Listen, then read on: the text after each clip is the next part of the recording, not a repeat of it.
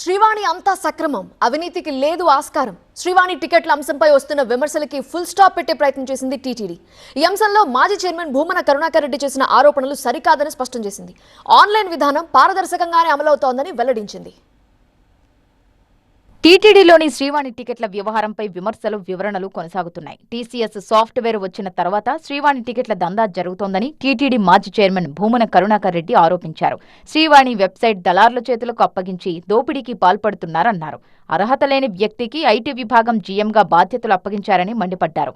8:50 నుంచి ఇక్కడ సిద్ధంగా ఉండి 9 గంటలకు రిలీజ్ చేయటం ప్రారంభించగానే నేను నా ఆధార్ కార్డును నొక్కితే 9:01 కల్లా అంటే కేవలం 1 నిమిషంలో 800 టికెట్లు సోల్డ్ అయినట్టుగా ఆన్లైన్లో చూపిస్తున్నది. ఎంత దుర్మార్గం, ఎంత అవినీతి, ఎంత అరాచకం, ఎంత అప్రతిష్ట టీటీడీకి.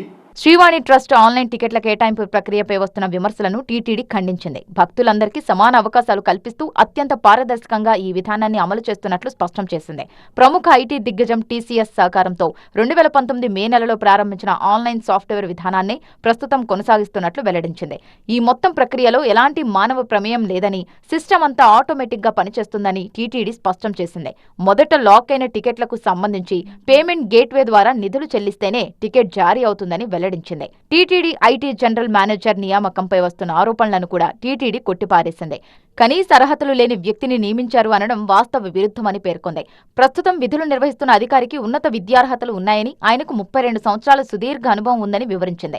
భక్తుల నుంచి వచ్చే సూచనలు, సలహాలకు అనుగుణంగా కాలానుగుణ మార్పులను టీసీఎస్ ద్వారా ఎప్పటికప్పుడు అప్డేట్ చేస్తున్నామని, దళారీ వ్యవస్థను అరికట్టేందుకు అందరికీ సమాన అవకాశాలు కల్పించేందుకు ఆటో ఫిల్లింగ్, కాపీ పేస్ట్ ఆప్షన్లను సాఫ్ట్వేర్లో పూర్తిగా రద్దు చేశామని పేర్కొంది.